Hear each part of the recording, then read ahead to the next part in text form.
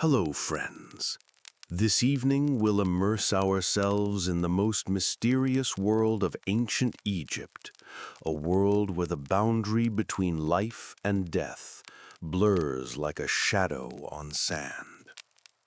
Picture twilight in the Valley of the Kings, when the last rays of sunlight cast long shadows from the stone entrances to the tombs. The air here is thick with the fragrances of myrrh and cassia, and the silence so profound it seems as though time itself holds its breath. In this world of eternal shadows and whispers of ancient incantations, live people of special calling, those who prepare souls for the longest journey. Their hands touch the mysteries that death conceals, and their knowledge allows them to make the temporary immortal. Today we'll meet one of these masters, whose name means he who grants eternity. So, before you settle in comfortably, take a moment to like this video and subscribe to the Retroscope channel, where together we journey to distant epochs, not to experience adventures, but to find peace in the details of the past. But only if you truly enjoy what I'm doing here. Write in the comments where you're watching from and what time of day it is for you. And if you're drawn to the mysteries of ancient civilizations, the enigmas of pyramids, the language of stars, or forgotten rituals, share your thoughts. I'm always curious to learn which mysteries touch your hearts. And now, dim the lights, perhaps turn on a fan to create gentle background noise, and let's dive together into today's journey. Imagine an underground chamber beneath one of the temples of Memphis, where daylight cannot penetrate. Here, oil lamps burn, their flames barely stirring in the still air. The walls are covered with hieroglyphs, spells for protecting the soul, and the air is saturated with the aromas of sacred oils. In this silence, surrounded by the mysteries of life and death, works a man who knows the secrets of eternity. The underground workshop lies beneath the temple of Anubis, deep underground where the sounds of daily bustle cannot reach. The walls here are laid with white limestone, each block carefully worked and fitted. Around the chamber's perimeter are carved small niches for sacred objects, and the floor is laid with dark granite that washes easily and absorbs no odors. At the workshop's center stands a massive table of black basalt, its surface polished to a mirror shine. The stone is always cool to the touch. Even in the hottest season, it maintains its temperature. Along the table's edges run thin grooves for liquid drainage, leading to clay vessels sealed with tight-fitting lids. Along the walls stand tall shelves of cedar wood that smells of resin and distant mountains. Upon them sit hundreds of small clay bottles, each labeled with hieroglyphs and sealed with wax. In these vessels are stored oils and resins from every corner of the known world. Myrrh from Punt, cassia from Nubia, cedar oil from Lebanon. The most precious substances are hidden in a separate chest of black wood inlaid with golden plates. Here lies a true treasure trove, tiny bottles of rose essential oils that grow only in temple gardens, resin of the sacred acacia beneath which gods meditated, and rarest of all fragrances, oil from lotus flowers that bloom only one night each year. Near the eastern wall stands an altar dedicated to Anubis, the jackal-headed god, patron of embalmers. Upon the altar always burns a lamp with olive oil, and beside it lie amulets of lapis lazuli and gold. A statuette of Anubis himself, carved from black granite, watches over the workshop with wise eyes. His gaze seems to bless the sacred work. The master's tools are arranged on a separate table with systematic precision. Knives of various lengths and shapes, their blades of finest bronze, sharpened to razor keenness. Silver hooks for removing organs, thin as needles yet strong as tree roots. Special spatulas of ivory for applying resins, smooth and warm beneath the fingers. In large clay amphoras is stored natron, sacred salt from desert lakes that has the property of drying and preserving flesh.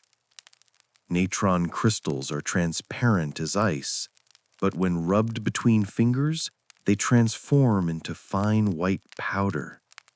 This powder smells of desert and sun, carrying within it the very force of earth itself. In the workshop's corner stands a special cabinet for linen bandages. The fabric is woven by priestesses in temples of Isis, each thread consecrated with prayers and incantations. The linen is snow white and soft, fragrant with sacred oils that have soaked through it. When you unroll such a bandage, it seems you hold light itself in your hands. The air in the workshop is thick and heavy with fragrances. Here mingle the scents of dozens of different substances: sweet myrrh, tart cassia, fresh mint, sharp cinnamon. These aromas do not assault the nose, but gently envelop, creating an atmosphere of calm and concentration. Breathing here is easy, as though the air itself is purified of all that is temporary and vain. Over everything reigns a special silence, not dead, but alive, filled with the presence of something sacred. Footsteps here become soundless, voices quiet, movements slow and solemn. This is a place where haste is impossible, where every action has ritual significance, where touching death becomes touching eternity. In this sacred workshop labors a man named Kantika, which means he who leads to eternity. He is about 40 years old, but his face bears that special wisdom that comes only to those who have served the deepest mysteries of life for many years. His eyes are dark and calm, his hands long and very skilled, and his voice quiet, like the whisper of wind through temple halls. Kantika was born into a family of priests in the city of Abydos, the sacred center of Osiris worship. His father served in the temple, and his mother was a singer of sacred songs. As an infant, he fell asleep to the sounds of prayers and incantations, and his first words were the names of gods. His childhood passed among frankincense and the silence of temple chambers. When the boy turned 9, the priests noticed a special gift in him. He was not afraid of death. Other children fled from funeral processions, but little Kantika followed them, enchanted by the mysterious rituals. His hands were always extraordinarily gentle. he could tend to sick animals without causing them pain. At 12, he was given for training to an old embalmer named Nefret. This was a stern master with a gray beard and eyes that saw through flesh to the very soul. For the first years, the apprentice only watched and remembered. He was not permitted to touch the sacred instruments. He studied the properties of plants, prepared oils, swept dust from the workshop floor. The most difficult part was learning to read the texts of the Book of the Dead, ancient incantations that helped souls pass through the underworld. Each hieroglyph had not only phonetic but mystical meaning. When Kentika read these texts aloud, it seemed the words themselves came alive, filling the air with invisible force. He embalmed his first mummy at 18. It was the body of a young woman, a scribe's wife, who had died of fever. Kentika's hands trembled when he took the first instrument, but his mentor stood beside him, guiding every movement. "Forget that this was a person," whispered the old master. "Now it is a sacred vessel for the soul's journey to the stars." When the work was finished and the body wrapped in snow-white bandages, Kentika felt something unusual, deep peace and the sense of completion. He understood that he had found his calling. His hands were made for this delicate work, his heart for serving those who cross the boundary between worlds. The years of training passed quickly. Kentika mastered all the secrets of the craft: how to properly remove organs without damaging the body, how to prepare resins of different strengths, how to apply bandages so they would hold their form for millennia. But most importantly, he learned to sense a person's soul even after their departure. When his old mentor departed for Osiris' realm, Kentika took his place. At first, they brought him bodies of common people, craftsmen, merchants, minor officials. He worked on each with equal care, putting all his skill into the work. For him, there were no important and unimportant deceased. Every soul deserved worthy preparation for the eternal journey. Fame of his mastery reached the capital. He was summoned to Memphis to work in Anubis's temple, and later to the pharaoh's very palace. Now Kentika prepared queens and princes for eternity, but popularity did not change him. He remained the same quiet, thoughtful man, for whom each work was a sacred act. In the evenings, having finished his work, he loved to sit in the temple's inner courtyard, beneath the starry sky. Here, among the fragrance of night flowers, he contemplated the great mystery of existence. His hands preserved bodies for eternity, but did souls truly continue to live in another world?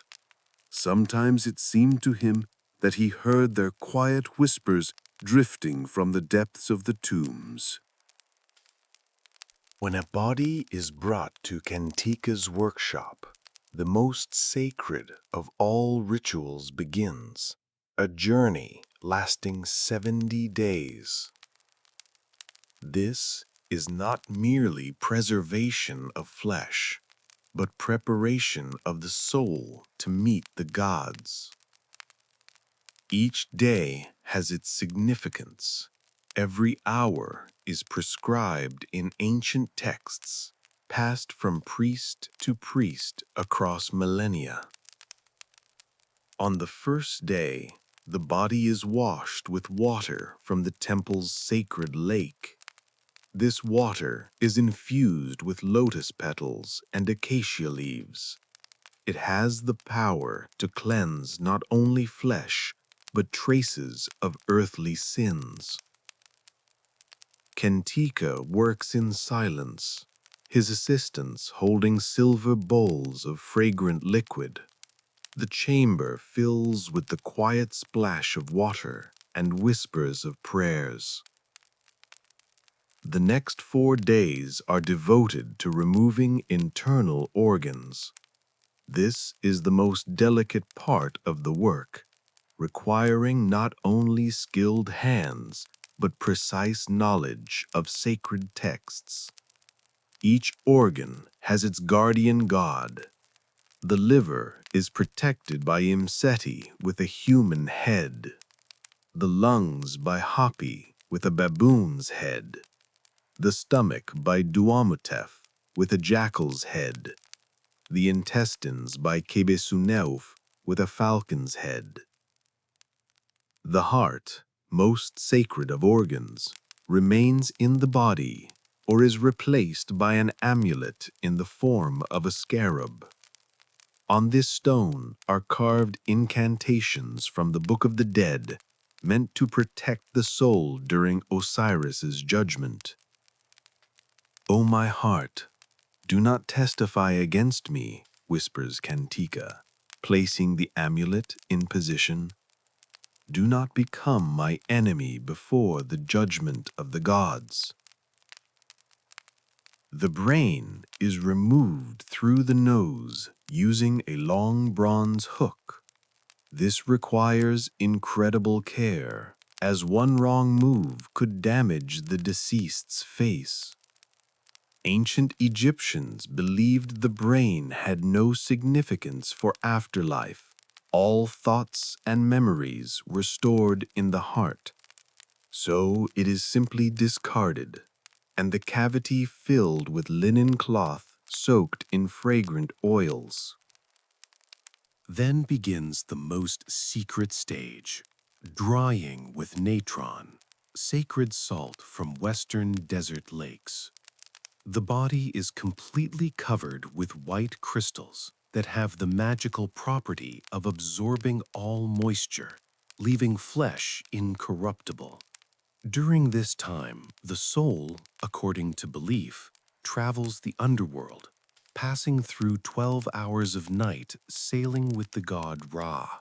For 40 days, the body lies in natron, while Kentika daily reads incantations over it. The chamber fills with the quiet murmur of prayers and dim light of oil lamps. Frankincense sticks smolder, their sweet aroma mixing with the sharp scent of salt. Sometimes it seems shadows appear in the air. These are ancestral souls coming to observe the ritual. When the natron has done its work, the body becomes light and dry like old leather. It is washed again, this time with palm wine mixed with honey and myrrh. The skin takes on a golden hue, soft and pleasant to touch. Eye sockets are filled with linen packets of fragrant herbs, so the face retains its natural shape. Then begins the most complex part, bandaging. Kentika uses hundreds of meters of linen cloth, each strip soaked in resin and sacred oils. First, fingers and toes are wrapped individually, each in its own small cocoon. Then, arms and legs. Finally, the entire body. Between layers of bandages are placed amulets, scarabs, jeds, ankhs, each meant to protect the soul from certain dangers of the afterworld. The most sacred incantations are spoken on the 113th day of the ritual. This is the moment when the soul finally unites with its new, incorruptible body. Kentika holds in his hands a papyrus with the Book of the Dead, his voice barely audible, but every word filled with the power of ages. "I know the names of the 42 judges who sit in the Hall of Two Truths. When the mummy is ready, It is placed in an inner sarcophagus decorated with images of gods and sacred texts. Outside, two more sarcophagi, each more beautiful than the last. Finally, a stone sarcophagus in the tomb, surrounded by all things the soul will need in the afterlife. But the most mysterious occurs on the last night before burial. Kentika remains alone with the mummy, holding in his hands a special amulet, a small golden Anubis.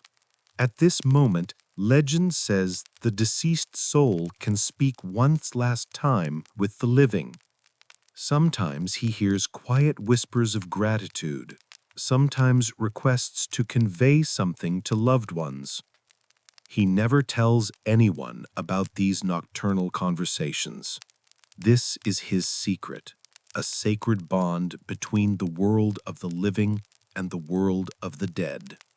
In such moments, he understands that his work is not merely craft, but service to eternity itself. In the depths of the Valley of the Kings, where cliffs redden from the setting sun, lie the world's most luxurious tombs. Here rest the pharaohs, sons of the god Ra, rulers of two lands, kings of Upper and Lower Egypt. Their mummies lie in sarcophagi of pure gold, faces hidden beneath masks that shine like small suns in the darkness of the underground. When Kentika prepares a pharaoh's body for eternity, the entire process is surrounded by incredible luxury and ceremony. Specially for this purpose, the most precious materials are brought from various corners of the kingdom: cedar resin from Lebanese mountains, gold from Nubian mines, silver from distant northern lands. Even the bandages are woven from the finest linen, each thread snow white like a moonbeam.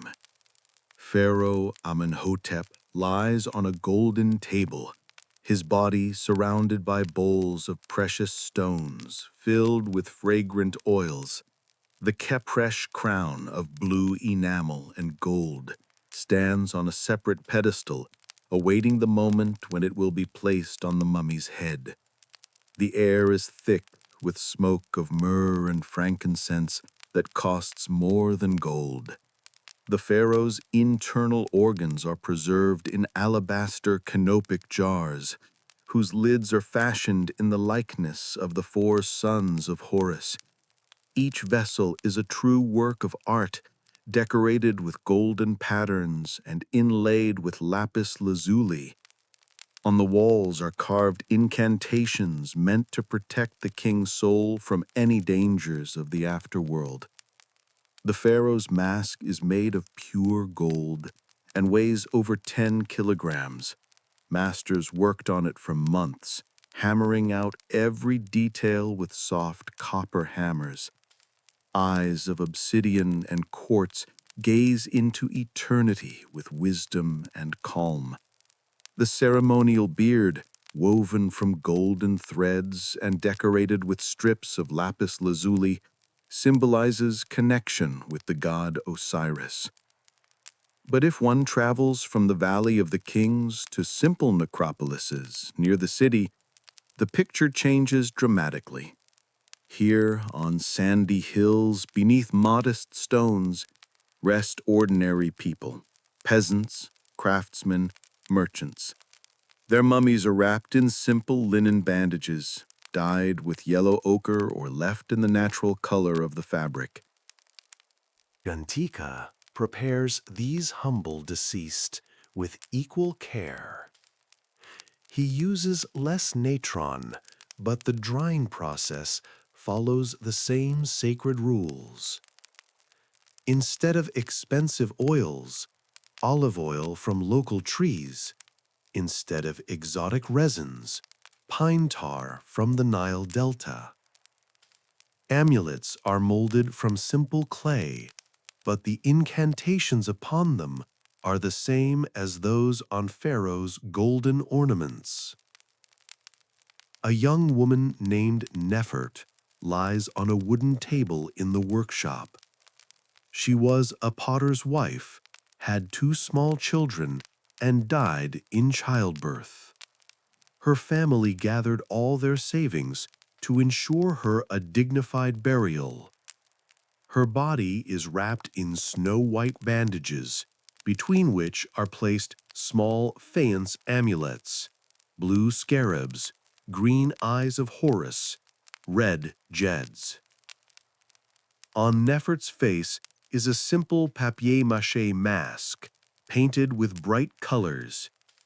The artist depicted her as she was in life, with kind eyes, a gentle smile, hair gathered in a simple bun.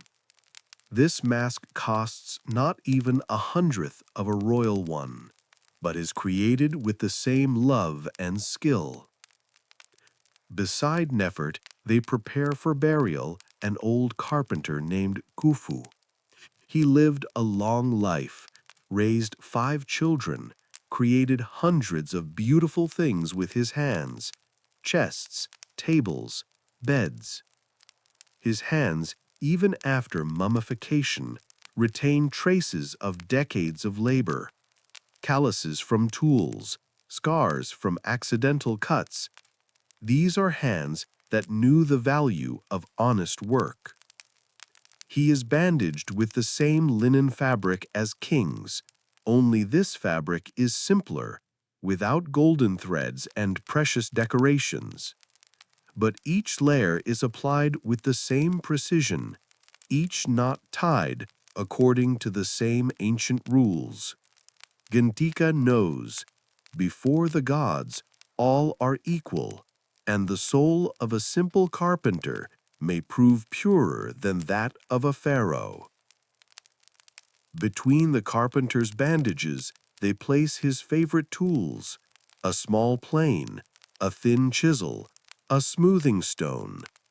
This is his magical weapon for the afterlife, with which he will be able to build houses for the gods in the fields of Ialu. On a wooden tablet near his head is written a plea to Anubis. Accept your servant Khufu, who lived righteously and loved the work of his hands. Even the poorest families try to provide their deceased with at least minimal mummification. A young shepherd who died from snakebite lies wrapped in coarse fabric soaked with cheap resin. His relatives brought all they had, a handful of barley, a jug of milk, a bundle of onions. This is their sacrifice to the gods, a plea to accept their son into the heavenly fields. Kentika looks at these modest gifts and understands love is not measured by gold. This coarse fabric is soaked with a mother's tears, these simple amulets warmed by the heat of children's hands. Perhaps they have greater magical power than all the treasures of pharaohs combined. When burial time comes, 2 completely different ceremonies take place. The pharaoh is carried to his tomb by hundreds of people, priests in white robes, mourning women with loose hair, musicians with harps and flutes. His golden sarcophagus is transported on special sleds decorated with images of gods. The air rings with prayers and wailing. But simple carpenter Khufu goes to his grave surrounded by his family. His sons and grandsons carry him in their arms. His wife walks beside, holding in her hands his last work, a wooden toy for his grandson. There is no gold or precious stones, but there is something more valuable, the sincere love of the living for one who departs. Both processions stop at the entrance to the other world. Both the pharaoh in his golden mask and the carpenter in simple bandages await Osiris's judgment. Here, before the scales of truth, gold loses its meaning. Only the weight of the heart matters, only purity of soul, only the good deeds of a life lived. Kantika stands between two worlds, the world of luxury and the world of simplicity. In his hands are keys to eternity, the same for all. He knows a secret that even pharaohs do not understand. Death makes everyone equal, and true wealth of soul does not depend on wealth of body. Now, when the last mummy is wrapped in its bandages, when the final incantation is whispered in the workshop silence, it is time to release all these stories into the depths of oblivion. Imagine how Cantica extinguishes the last oil lamp, how shadows slowly consume the chamber where so many souls found peace before their great journey. The tombs close forever. Heavy stone slabs seal the entrances. Priests apply seals of wax and clay. Silence descends upon the underground corridors, where golden masks of pharaohs and simple linen bandages of commoners become part of one great dream. Time here stops, transforming into eternity. Desert sand slowly covers the stairs leading to the tombs. Wind sings its ancient song among the cliffs, and stars gaze down upon this place of eternal rest. The mummies sleep their millennial sleep, and their souls dream of the fields of Yalu, where grass is always green and lotus never withers. Kentika, having completed his earthly mission, also departed for Osiris's realm. He was buried with all honors befitting a great master. His hands, which so many times touched the boundary between life and death, finally found peace. His heart is light as Mahat's feather, for he fulfilled his calling with complete devotion. In the depths of the tombs reigns absolute silence. This is not the terrible silence of emptiness, but the comforting silence of completion. Here is no haste, no anxieties, no fears. There is only soft, enveloping peace that spreads golden light in the underground darkness.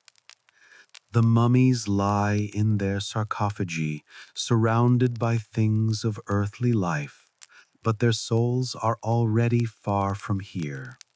They sail celestial waters with the god Ra, pass through 12 hours of night journey, meet ancestors in halls of eternity. Their bodies remained on earth as anchors holding connection to the physical world. Sometimes, in the deepest night, when the moon hides behind clouds, it seems a quiet whisper drifts from the tombs. These are not voices of the dead. These are echoes of memory, preserving within itself all stories, all dreams, all hopes of those who rest here. This is the collective soul of ancient Egypt, continuing to live in stone and gold, in papyrus and frescoes. The aroma of myrrh and frankincense still floats in the air of underground chambers. From time to time, archaeologists discover these forgotten tombs, open seals that for millennia guarded the mummy's rest. And then, for a moment, the ancient world comes alive. Golden masks appear in lantern light, colorful frescoes, wooden statues of gods. But most important is not gold or precious stones. Most important is the feeling of touching eternity, of that deep wisdom that understood death is not an end, but only a transition. Each mummy is a message to descendants, a testament that love is stronger than time and memory stronger than oblivion. Imagine how this silence gradually passes to you. Feel how the day's tension dissolves in the peace of ancient tombs. Let your breathing become as even as the eternal sleep of mummies. Let your thoughts, like the souls of ancient Egyptians, find peace in the fields of Yalu. Now you can sleep, leaving all worries behind. May you dream of pharaohs' golden masks and priests' quiet prayers, the fragrance of sacred oils and soft starlight over the valley of the kings. Sleep peacefully under the protection of ancient gods, in silence older than the pyramids. Sleep comes gently, like night over the Nile. And in this dream, you are part of a great story that never ends, part of the eternal cycle of life, death, and rebirth. Sweet dreams, travelers in time, until we meet in new stories, when the stars again call us to journey through the centuries. Hello, friends.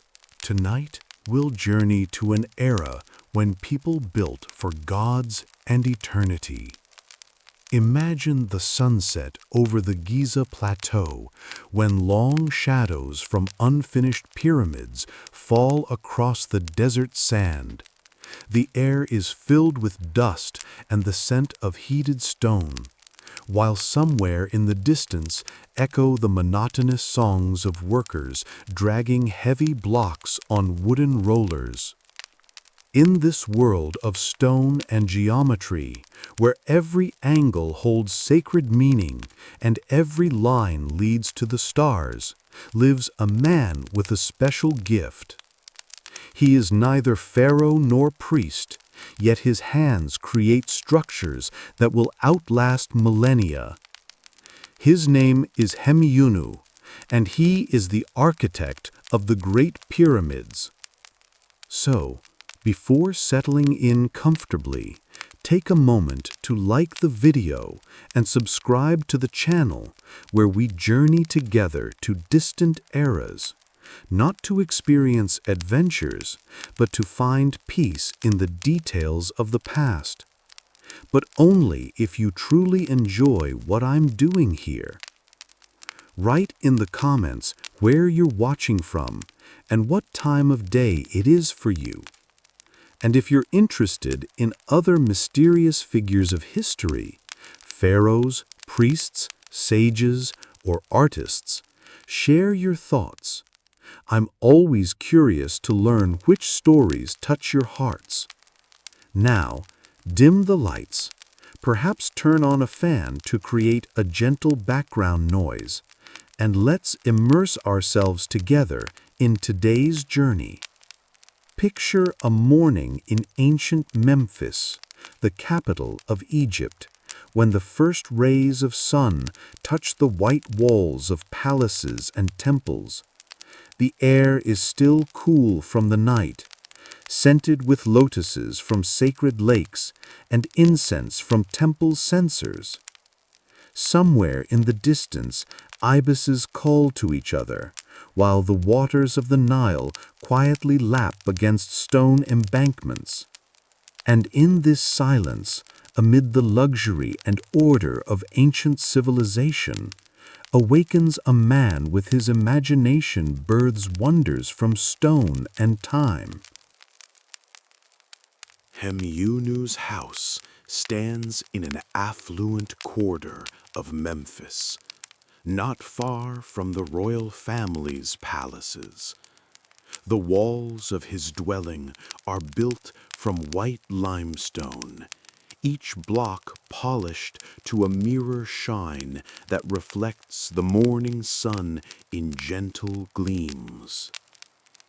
Columns by the entrance are adorned with carvings resembling papyrus stalks, their capitals blooming with stone flowers beneath the ceiling.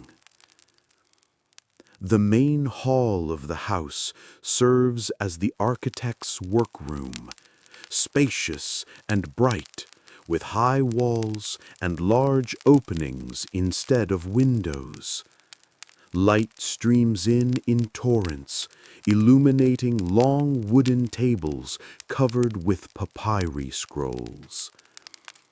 These papyri are not ordinary sheets, but blueprints of future wonders, covered with precise lines and numbers. On one table lies an unrolled pyramid plan, drawn in ink made from soot and red ochre. The lines are sharp and confident, every dimension marked with hieroglyphs, every angle measured with a copper compass. The papyrus smells of river and sun, its surface smooth beneath fingers, yet strong as fabric. Nearby lie the architect's tools, bronze rulers of various lengths, squares made from hard wood, compasses with sharp copper legs. There are stone weights to check level surfaces, wooden block models, and even small clay pyramids for experimenting with proportions. Each tool is polished from use. Each has its own story. In the corner of the room stands a tall chest of cedar wood, inlaid with ivory.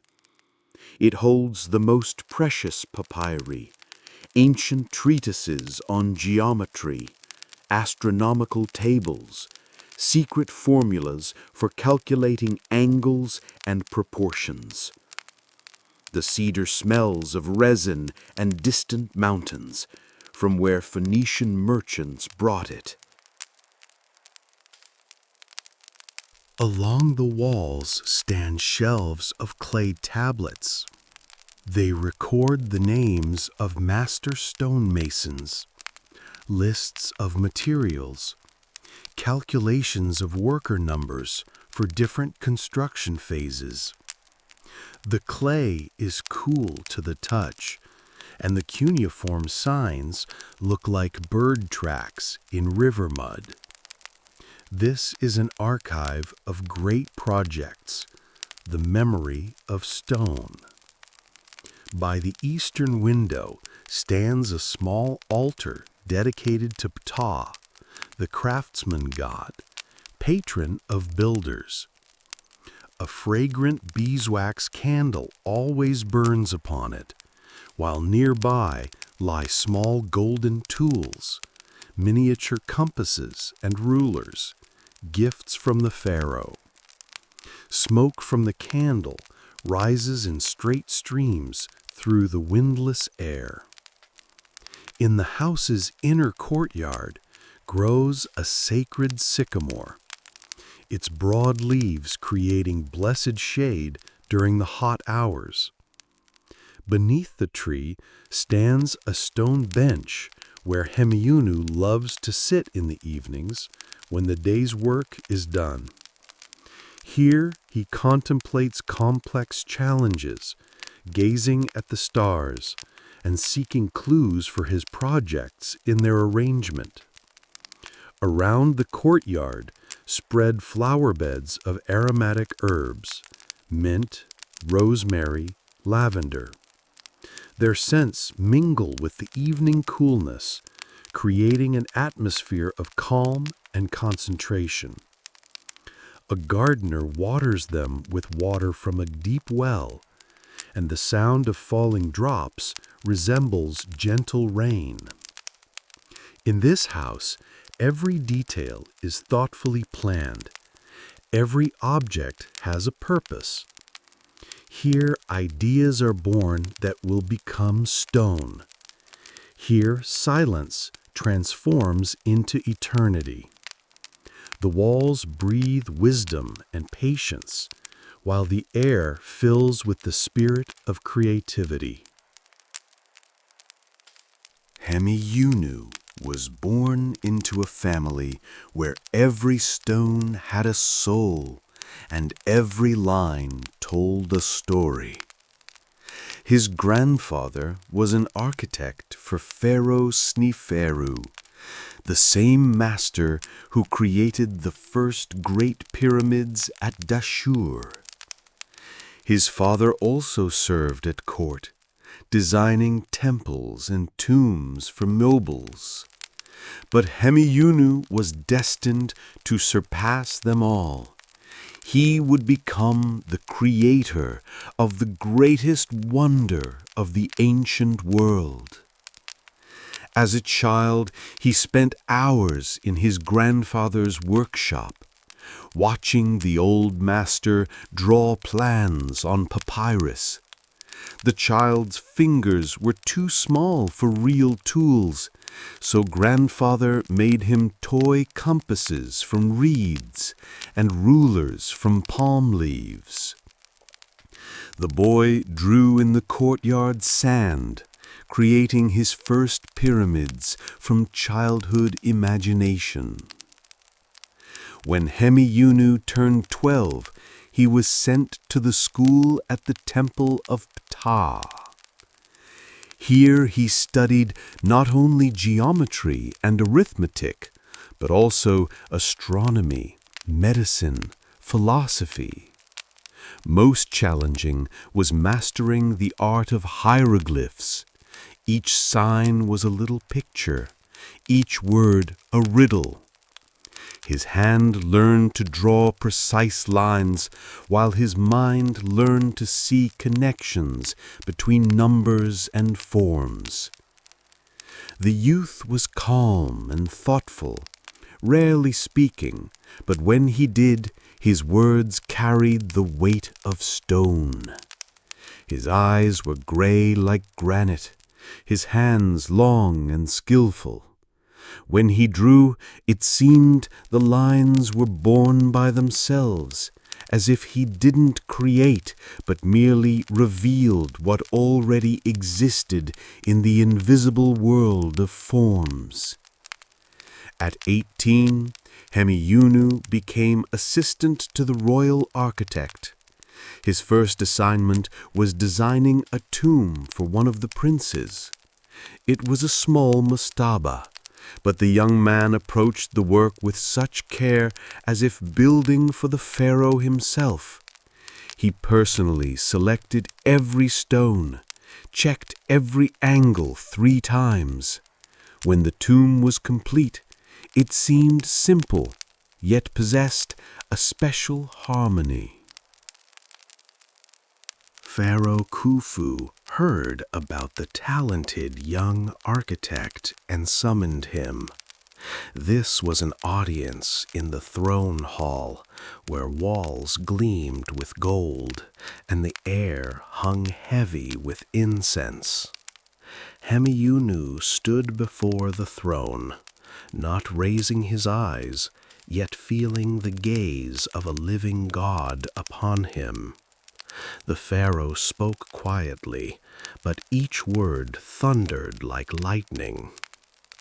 "I want a tomb that will stand until the end of the world," Khufu said, "so that my name lives forever, and my soul finds the path to the stars." Hemiunu nodded, and in that moment he understood. This was his fate, his calling.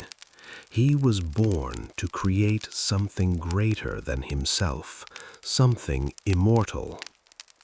The following months Hemiunu spent in calculations and contemplation.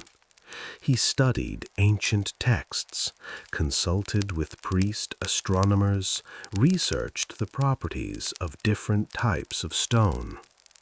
The pyramid had to be not merely a tomb, but a resurrection machine, a cosmic vessel for the pharaoh's soul's journey to the stars. He chose a site on the Giza Plateau where solid limestone could bear enormous weight. He calculated angles to point toward specific stars that held special meaning in Egyptian cosmology. Every dimension of the pyramid corresponded to sacred numbers, every proportion to divine laws. When the plan was ready, Hemiyunu again stood before the pharaoh. This time he carried a wooden model of the future pyramid, carved from cedar and decorated with golden plates. When the pharaoh saw it, his eyes gleamed. "Yes," he whispered, "this will be my house in eternity." And so began work that lasted more than 20 years. 20 years during which Hemiyunu aged, but his dream grew stone by stone, block by block, until it touched the sky. In the deepest hours of night, when Memphis slept beneath a starry blanket, Hemiyunu climbed to the flat roof of his house and gazed at the sky. In his hands he held an astrolabe of bronze, its metal rings cold from the night air. Stars reflected in the instrument's polished surface, like souls of ancient gods whispering to him the secrets of eternal architecture. The priests told that the gods first created the world through sacred geometry. Every form in nature, from a spiral of a shell to ripples on water, obeys divine laws of proportion. The pyramid was to become a reflection of these celestial principles on earth, a bridge between the world of humans and the dwelling of gods. In the temple library, Hemiyunu found an ancient papyrus written by a priest-mathematician named Imhotep. The text spoke of the golden number, a mysterious proportion that repeats in the structure of flowers, shells, the human body. When this proportion was used in architecture, the structure acquired special harmony that calmed the soul and opened the path to the divine. The greatest mystery was the pyramid's orientation to the cardinal directions. Hemiyunu knew the northern wall must point precisely to the pole star, that unchanging point in the sky around which the entire cosmos revolves. For this, he used a special ritual called stretching the rope. In complete darkness, hours before dawn, he and his assistants went into the desert with a long rope and wooden pegs. First, they had to find true north. Hemiyunu lay on his back on the warm sand and looked at the pole star through a special reed tube. An assistant drove a peg into the sand directly beneath the star. Then they stretched the rope in different directions, creating a perfectly accurate cross. This cross became the foundation for all subsequent calculations. But there was another secret: the pyramid's connection to the constellation Orion, which Egyptians called Sahu, and considered the celestial home of Osiris. Each year, when these stars reached their highest point in the sky, the pharaoh's soul was to ascend through the pyramid's inner corridors and join the gods. Therefore, the angles of the shafts inside the pyramid were calculated to point precisely at these stars. Sometimes, working on the most complex calculations, Hemiyunu entered a trance-like state. He sat in his workroom, surrounded by papyri and instruments, and suddenly felt the presence of something greater than himself. It seemed that Thoth himself, patron of wisdom and geometry, guided his hand, suggesting the correct numbers and proportions. Villagers living near the pyramid construction told strange stories. They saw unusual lights appear over the unfinished structure at night, not red like from fires, but blue and green, like the glow of stars themselves. Some thought these lights formed geometric figures, triangles, squares, circles that slowly rotated in the air. Hemiunu knew these legends, but didn't dismiss them as superstition. He understood when a person creates something truly perfect, something that corresponds to the deepest laws of the universe, reality itself begins to resonate with that creation. The pyramid was becoming not merely a stone structure, but a living being breathing with cosmic energy. The most mysterious part of the work took place in the pyramid's heart, the pharaoh's chamber. Here, Hemiunu personally checked every granite block, every joint between stones. The granite was brought from distant Aswan, pink in color and extraordinarily hard. When struck, it produced a pure, melodious sound, like the ringing of a temple bell. In this chamber, the main mystery was to begin, the transformation of the mortal pharaoh into an immortal god. And every detail here had to be perfect, so as not to interfere with this sacred process. Each morning, when Hemiunu rode from his house in a chariot to the Giza Plateau, he witnessed two different pictures of life. First, the streets of wealthy quarters, where servants swept marble palace steps and the air smelled of expensive oils and spices. Nobles in snow-white tunics strolled leisurely under parasols, their golden bracelets chiming softly on their wrists. But as the road climbed to the plateau, the scene changed.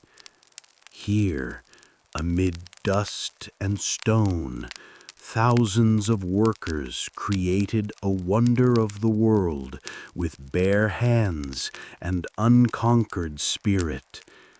Their bodies bronze-colored from sun and sweat, muscles rippling beneath skin as they hauled heavy blocks on wooden rollers. Their songs echoed across the desert, monotonous, rhythmic, helping synchronize their efforts. Hemiunu stopped his chariot and walked on foot among the workers.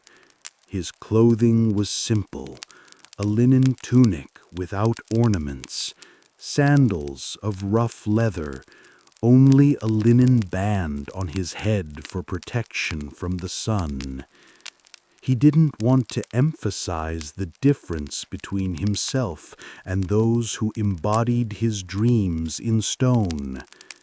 After all, without their hands, his brilliant plans would remain merely drawings on papyrus.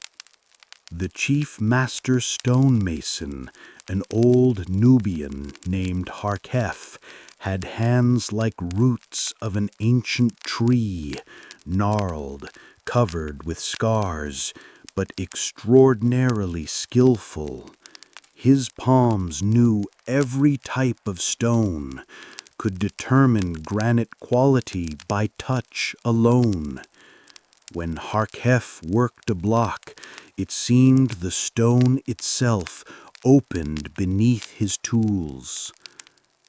Water-bearing women walked among the workers with large clay jugs on their heads. Their gait was graceful and smooth, backs straight, steps silent even on gravel. The water in their jugs was cool, mixed with mint and honey for strength. When workers drank, water trickled down their chins, leaving dark spots on dusty chests. Cooks prepared food in large cauldrons under the open sky. The smell of lentils with onions and garlic spread across the entire construction site, mixing with aromas of unleavened bread and baked fish. Workers sat in the shade of unfinished walls, their conversations quiet, all conserving strength for work. Hemiunu had a special ritual. Each evening he walked around the construction and touched with his hands the blocks laid that day. The stone retained the day's warmth, feeling warm and alive beneath his palms. The architect closed his eyes and felt how his dream slowly materialized, how thoughts transformed into eternity. His assistants, young scribes and geometers, lived in simple houses near the construction site. They wore linen tunics with small golden ornaments, signs of their status. But when they worked shoulder to shoulder with stonemasons, these distinctions disappeared.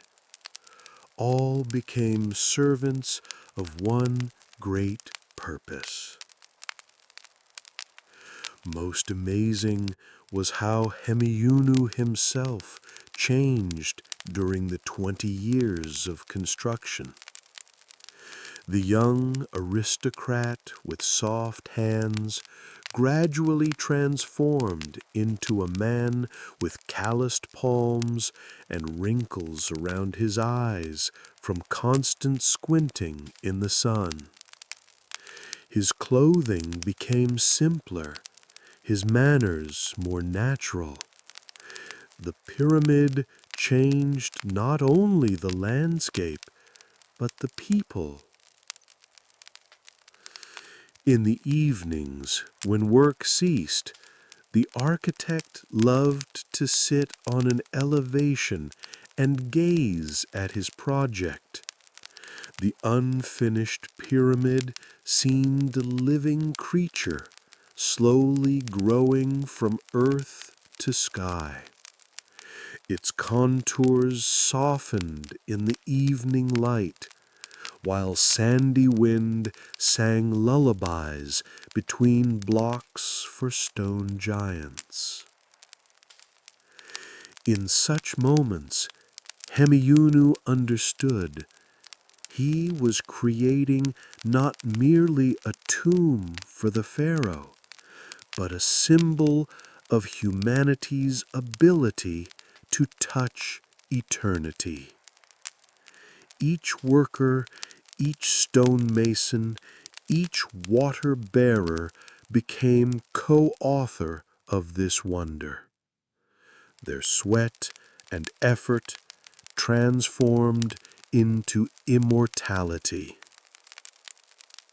22 years had passed, since construction began, and finally came the day when the last block was placed atop the Great Pyramid.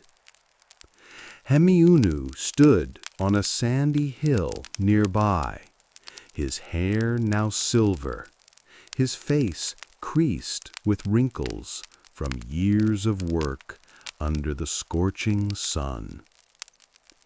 In his hands he held the final papyrus with drawings. Now it was no longer needed, for the dream had become stone. The pyramid rose before him like a man-made mountain, its faces perfectly smooth, angles precise to the smallest fraction of a degree. It was clad in white Tura limestone that gleamed under the evening sun like silver. At the summit, a golden pyramidion reflected the day's last rays like a miniature sun kindled on earth. Workers dispersed to their homes, their figures darkening against the sunset. For 20 years they had been one family, united by a common purpose. Now each carried in his heart a piece of this wonder, for their hands had touched every stone.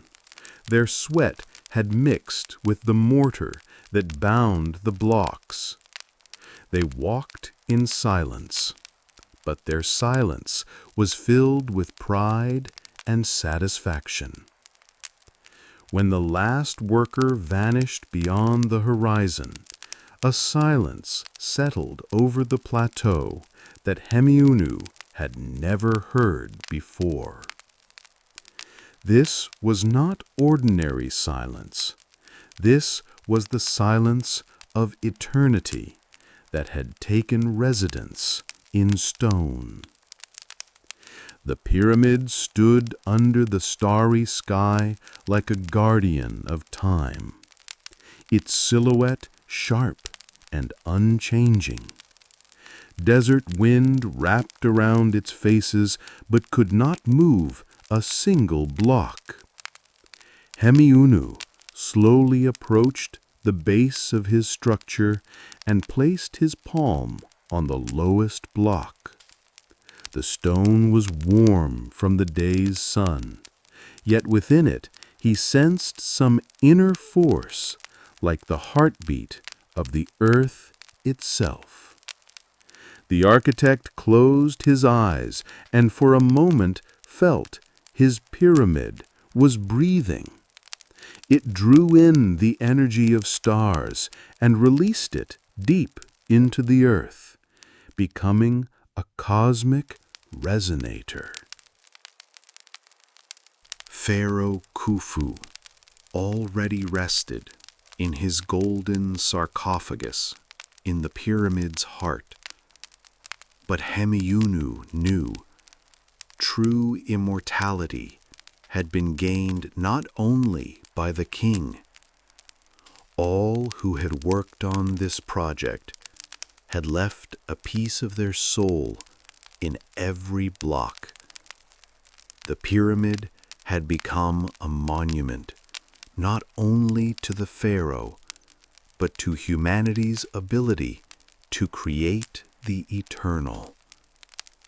When the moon rose high over the desert, its silver light made the pyramid even more fantastic. Shadows from its faces fell on the sand like gigantic clock hands, counting not hours, but epochs. Somewhere in the distance, a desert owl cried, and the wind brought the scent of night flowers from distant oases. Hemiunu sat on a stone by the pyramid's base and looked one last time at his creation. Tomorrow he would return to Memphis, to the ordinary life of a royal architect. There would be new projects, new challenges, but nothing would ever compare to these years when he had touched eternity with his hands.